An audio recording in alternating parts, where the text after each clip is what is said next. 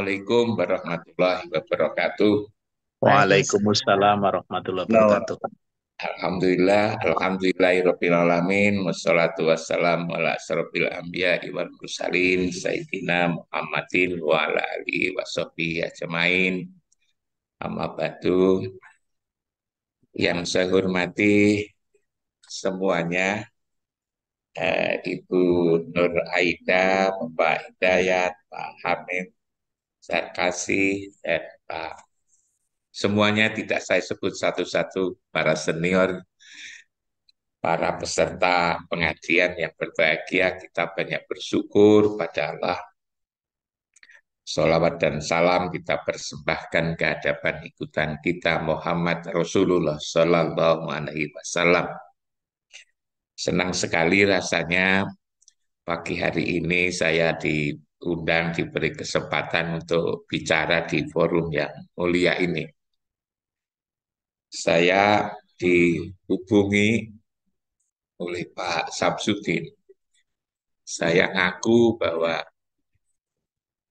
di antara tiga pembicara yang ditunjuk itu, rumah saya yang paling dekat dengan Surabaya. Tapi saya ini bukan ahli sejarah, saya bilang begitu. Nah, saya menghindar karena memang saya merasa tidak punya pengetahuan banyak tentang Bung Tomo ini, kecuali hanya dari membaca buku sepintas dan juga mendengarkan dari berbagai ceramah yang pernah saya dengar dari para ustadz, para kiai, juga para tokoh tentang Bung Tomo ini. Tapi dijawab oleh Pak Sabdudin karena itu sudah cukup katanya untuk dibagi-bagi.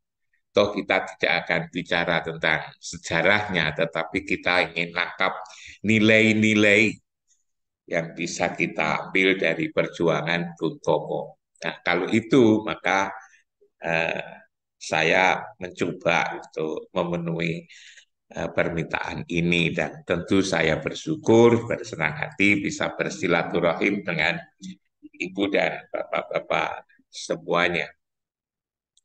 Seperti yang disampaikan di dalam pembukaan tadi bahwa Bung Tomo mempunyai kelebihan sebagai seorang orator yang suaranya, pidatonya bisa menggetarkan batin, bisa menggerakkan sanubari ini, hati sanubari ini bisa bergerak. Apalagi pada masa itu adalah para pemuda-pemuda Jawa Timur, Surabaya yang juga melibatkan di banyak tempat ya. Di masa yang saat itu lagi kepinginnya bangsa Indonesia itu untuk merdeka dan kemerdekaan yang sudah diraih itu untuk dipertahankan. Karena itu banyak kekuatan sebetulnya di situ, ialah kemampuan Bung Tomo sebagai seorang orator, lalu punya jiwa, tidak saja berjuang untuk dirinya sendiri, untuk keluarganya, tapi juga untuk masyarakatnya. Lalu juga ada sarana yang digunakan media, walaupun saat itu hanya radio. Tentu kalau dibanding sekarang ya sangat sederhana, hanya radio. Sekarang radio sudah hampir-hampir tidak ada lagi. Setelah radio ada televisi, televisi juga sudah orang mulai tidak memanfaatkan karena sekarang ada media komunikasi yang lebih modern lagi. Lalu kemudian juga ada kekuatan lain, ialah para pendukung ya, orang-orang yang simpatik kepada Bung Tomo. Tapi satu hal yang saya rasakan lagi ialah ada Bung Tomo tidak saja bergerak, Bung Tomo tidak saja mengubarkan isi hatinya, tapi yang lebih penting lagi adalah Bung Tomo mau berkorban.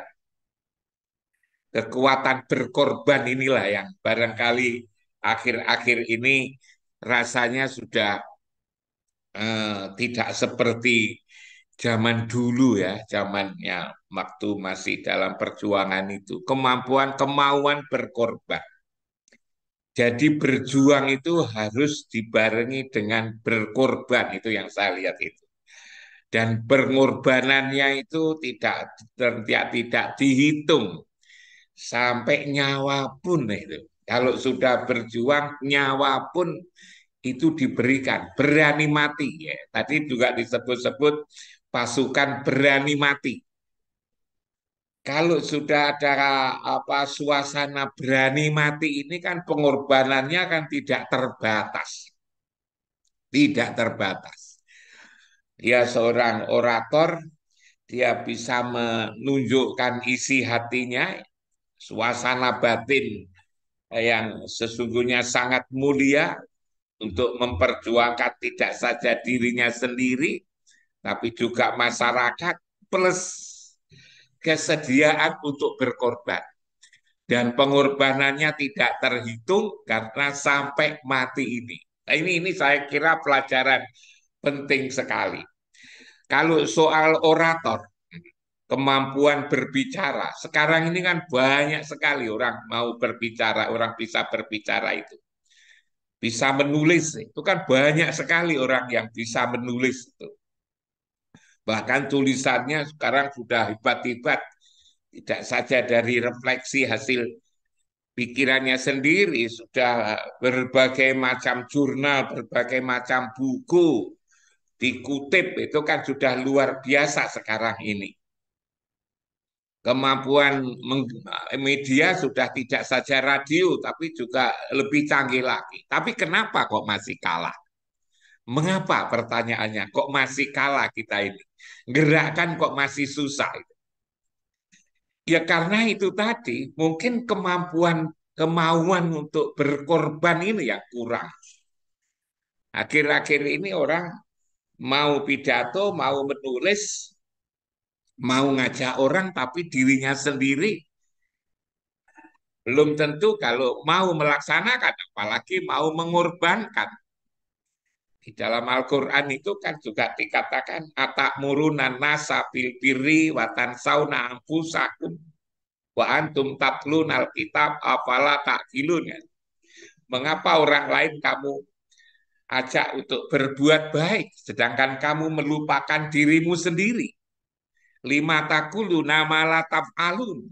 Mengapa kau katakan sedangkan kamu sendiri tidak melaksanakan? Baru bisa ngomong dan baru bisa nulis saja itu sudah dianggap berjuang. Padahal itu belum cukup. Ngomong dan nulis belum cukup. Harus berkorban. Dan berkorban itu harus itu tadi tidak terhitung. Tidak terhitung. Nah ini saya sendiri yang belajar kepada Bung Tomo. Ketika saya ditugasi memimpin kampus ini, saya juga belajar dari Bung Tomo itu dari aspek ini bahwa berjuang itu harus berkorban. Saya ketika itu sebagai pegawai negeri ditunjuk untuk memimpin kampus yang namanya Sekolah Tinggi Agama Islam Negeri Malang yang kemudian saya usulkan diubah menjadi UIN. Nah, itu milik negeri, milik pemerintah. Tapi saya tahu belajar dari Bung Tomo. Kalau hanya ngajak tapi tidak mau berkorban, maka tidak akan berhasil. Karena itu saya waktu itu awal-awal sudah membangun pesantren kampus. Pesantren kampus. Pesantren kampus itu kan hal baru. Kalau hal baru inisiatif dari bawah untuk minta minta minta dana dari pemerintah kan susah, apalagi waktu itu masa-masa reformasi. Karena itu ya walaupun pada tingkat sedikit, tingkat kecil-kecilan, saya jual mobil saya, mobil pribadi. Untuk apa? Saya pakai modal untuk membuat asrama di kampus. Saya tidak apa-apa jalan kaki ketika itu. Niru Bung Tomo itu. Saya jalan kaki ke kampus. Mobil saya jual, mobil pribadi, bukan mobil dinas. Pribadi saya jual, tak pakai untuk modal. Dengan saya punya Telah menjual mobil itu saya merasa berhak untuk minta bantuan kepada wali murid, kepada yang lain. Saya juga begitu. Kalau saya menjadi eh, rektor TK itu, saya lalu terima gaji, maka saya bukan pejuang, saya pegawai. Maka saya berinisiatif, saya tidak pernah mau untuk mendapatkan membawa pulang gaji rektor. Walaupun saya jadi rektor 16 tahun. Dari tahun 97 sampai 2013, itu kan 16 tahun. Selama 16 tahun saya belum pernah membawa gaji tunjangan rektor itu ke pulang tak berikan istri saya. Inilah saya pelajari dari Bung Tomo. Bung Tomo adalah ngajak orang, tapi kita sendiri melaksanakan dan kita sendiri juga harus berkorban. Berjuang tanpa berkorban, saya kira tidak akan terwujud. Nah, dari sini maka saya ajak para dosen-dosen, saya ajak para wali mahasiswa untuk bersama-sama membangun kampus. Sebab kalau saya hanya mengandalkan pendanaan dari pemerintah tidak mungkin dan tidak pernah maju. Bagaimana maju kalau rutin seperti itu? Nah, itu yang pernah saya lakukan. Dari situ saya ngajak dosen, para karyawan setiap mendapatkan penghasilan apa saja saya ajak motong 2,5%. Dan mereka mau dipotong 2,5%. Karena apa? Karena saya 100%. Nah, ini 100%. Bahkan mahasiswa kalau terima beasiswa juga begitu, malu dengan rektornya, malu dengan para dosennya, maka dia juga potong 30%. Jadi dia menerima apa namanya beasiswa, mahasiswa itu motong sendiri, tidak saya suruh motong sendiri 30%. Uangnya dikumpulkan bisa dipakai untuk membeli alat-alat kesenian, alat-alat olahraga. Bahkan di kampus itu ada stasiun radio. Itu tidak didanai oleh kampus, tapi didanai dari potongan beasiswa mahasiswa itu sendiri. Nah, seperti ini. Jadi titik pentingnya adalah berjuang itu harus dimulai dari diri sendiri dan berjuang itu harus lewat pengorbanan. Kesediaan berkorban tidak terhitung kalau perlu sampai mati gitu kan.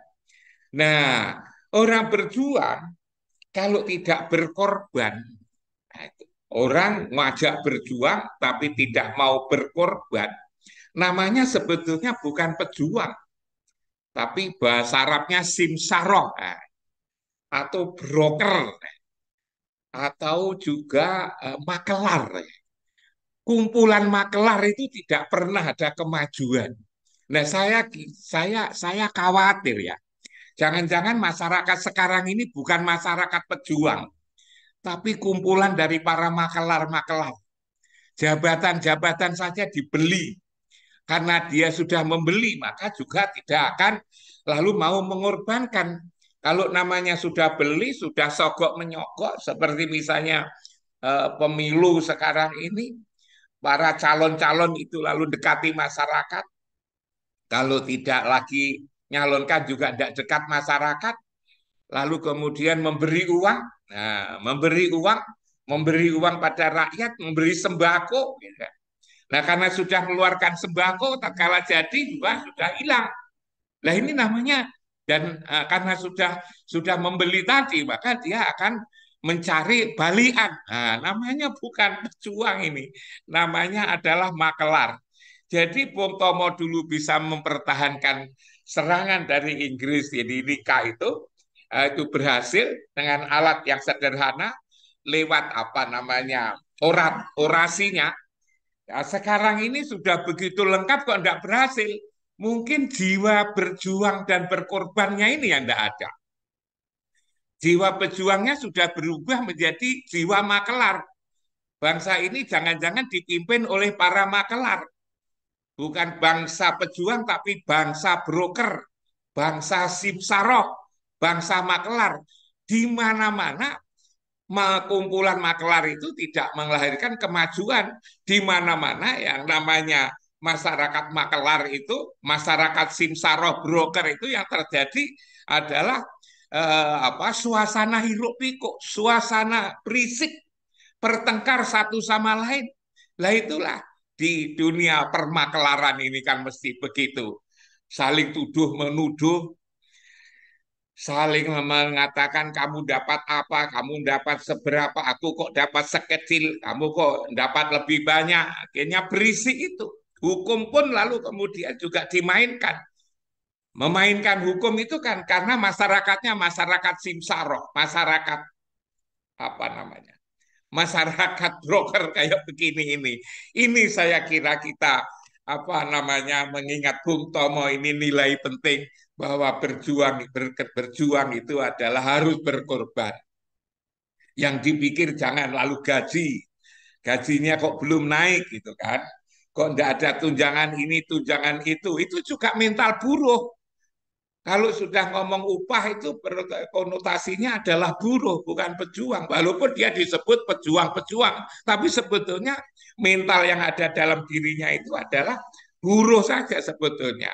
Buruh dan makelar seperti itu. Nah, ini kalau kita ingin kembalikan bangsa besar itu adalah bangsa pejuang.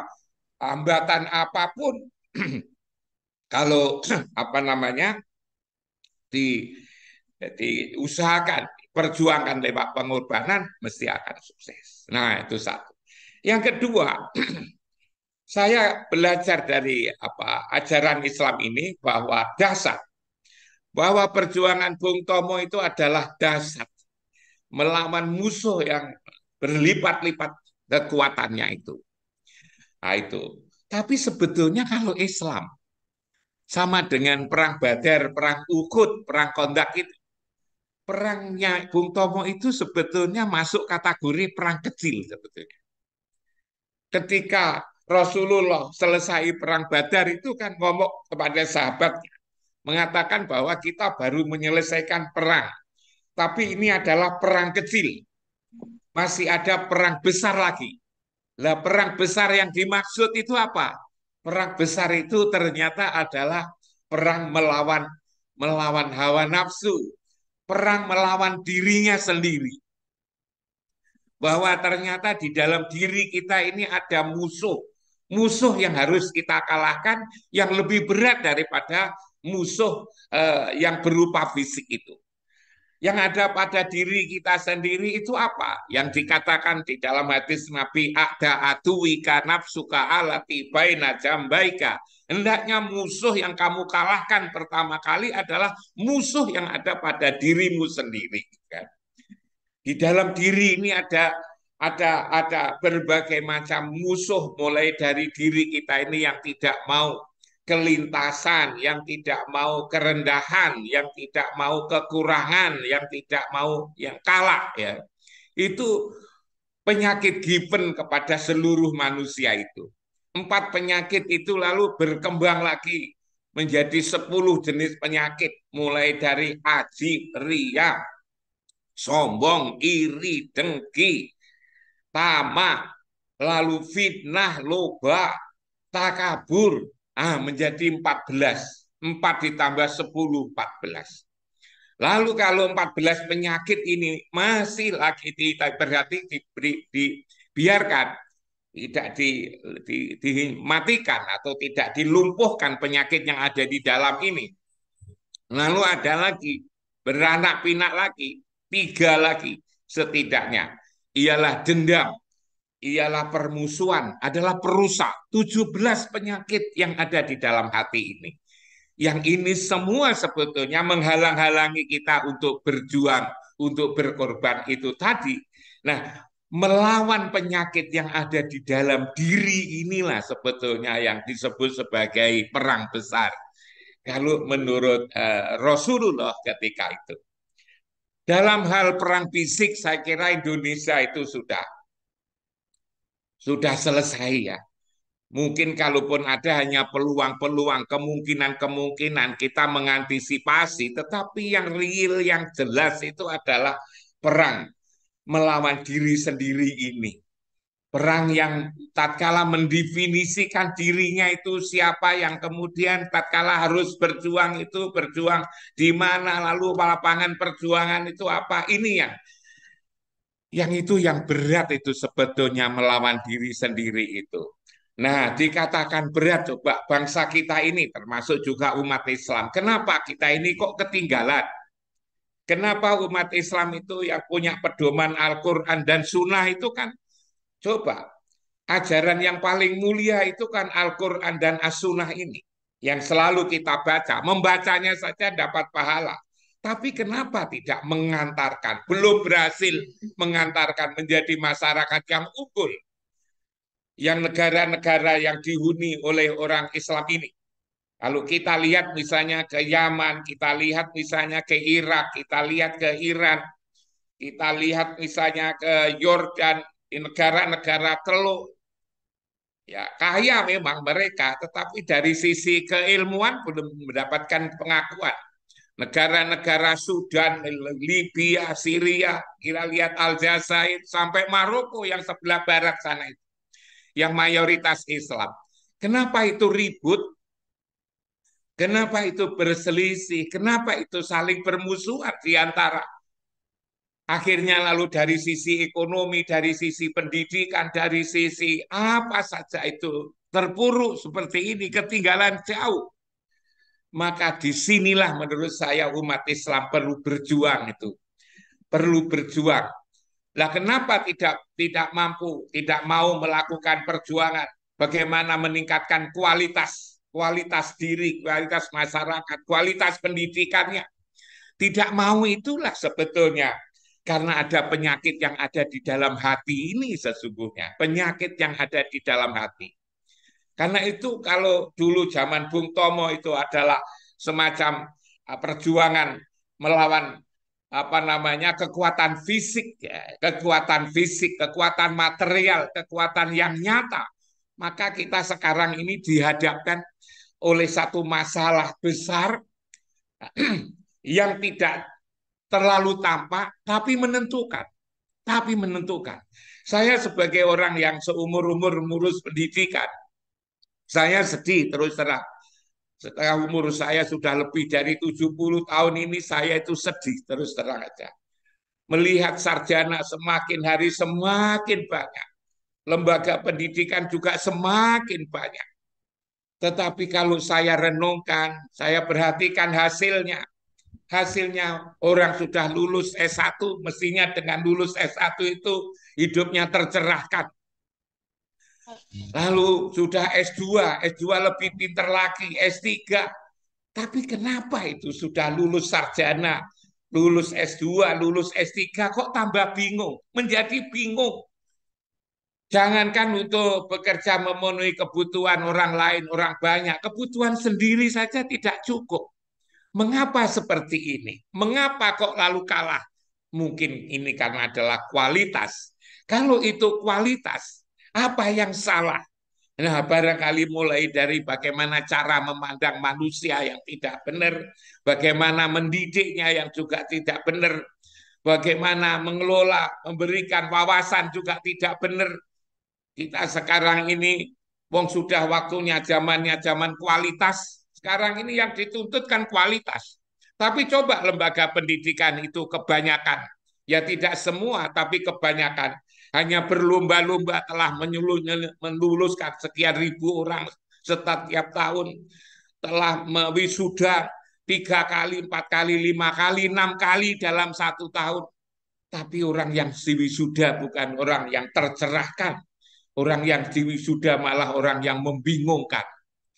Coba misalnya waktu itu ketika saya jadi rektor dulu itu saya lihat dikatakan oleh Menteri Agama bahwa perguruan tinggi Islam itu lemah di bidang bahasa Arab dan bahasa Inggris, lemah di bidang metodologi. Maka semampu saya dengan kemampuan saya berusaha untuk menyelesaikan itu. Kalau belajar misalnya bahasa Arab itu setiap minggu hanya 2 kali, setiap kali hanya 2 jam, tapi tidak bisa. Kenapa lalu diteruskan begitu saja? Sudah bahwa lulusan S1 itu tidak mampu membaca kitab suci, memahami kitab suci, tapi pendidikannya seperti itu, kenapa tidak dilakukan perubahan? Maka waktu itu saya sebagai rektor mengambil kebijakan. Kalau belajar secara rutin, secara konvensional, tidak pinter, maka saya ambil keputusan belajar bahasa asing itu setiap hari 5 jam. Nah, setiap hari 5 jam. Dari jam 2 siang sampai jam 8 malam, tiap hari. Bukan hanya seminggu 2 kali, 3 kali, setiap hari. Lalu kemudian masyarakatnya itu semakin jauh macam-macam. Saya wajibkan, ayolah setiap duhur, setiap asar, maghrib, isya, selama masih di kampus kita berjamaah. Nah, lalu kemudian cara belajarnya, lalu cara mensikapi tatkala menjadi murid juga tatkala menjadi guru, menjadi dosen. Tugasnya bukan hanya formalitas, yang penting isi absen, berdiri 1,5 jam di depan kelas, tapi saya ajak untuk jangan hanya menyampaikan pelajaran, tapi meminterkan. Nah, hal-hal seperti inilah yang menurut hemat saya, kalau Bung Tomo itu dari sisi fisik sekarang ini masih peluang begitu luas untuk memperjuangkan kehidupan kita, bangsa kita, umat Islam ini, agar tidak selalu tertinggal daripada masyarakat yang lain, agama yang lain di berbagai belahan bumi ini. Nah, ini menurut saya kita masih ada lapangan yang sedemikian luas untuk berjuang. Itu tadi ngomong pendidikan, belum lagi ngomong persatuan. Kenapa umat Islam ingkar gitu kan? Mengingkari, beraninya mengingkari perintah Al-Quran. Kita itu disuruh wa'tasimu bihablillahi jami'a wala tafarraqu. Itu kan Quran. Itu kan perintah Allah. Tapi kenapa beraninya kita ini berpecah belah? Lalu kalau sudah berpecah belah begini, mesti lalu tidak kuat, dan tidak kuat ini nanti kalah, dan kalau kalah mesti ada di belakang. Akibatnya apa? Akibatnya kita ngomong mempercayai Quran, iman kepada Al-Quran, tapi Al-Quran juga kita abaikan begitu saja. Ini saya sebut adalah lapangan. Lapangan kita untuk berjuang, meniru daripada Bung Tomo. Kalau Bung Tomo ini adalah berjuang secara fisik, maka kita mesti harus berjuang secara yang non fisik itu tadi, yang bagaimana menjadikan diri kita ini mau mengorbankan yang kita miliki untuk orang lain, yang tidak saja hanya sekedarnya. Ya, kalau Bung Tomo tidak sekedarnya sampai mati, kita juga begitu hendaknya, juga sepenuhnya, tidak saja perjuangan kita, tapi harus kita ikuti dengan dengan pengorbanan. Tatkala mengajar bukan hanya nanya honorariumnya berapa, gitu kan, uang jalannya berapa, tapi justru seharusnya lembaga pendidikan, lapangan pekerjaan kita yang di situ amal soleh, mesti harus kita kembangkan lewat pengorbanan kita secara maksimal. Saya tidak tahu apa sudah 20 menit. Sudah, Kalau Pak. dulu sudah 20 menit, ya sudah sekian. Nanti kita teruskan pada waktu yang akan datang, manakala masih ada waktu. Saya kira itu, saya hanya mengajak bersemangat sebagaimana semangatnya Bung Tomo. Berjuang,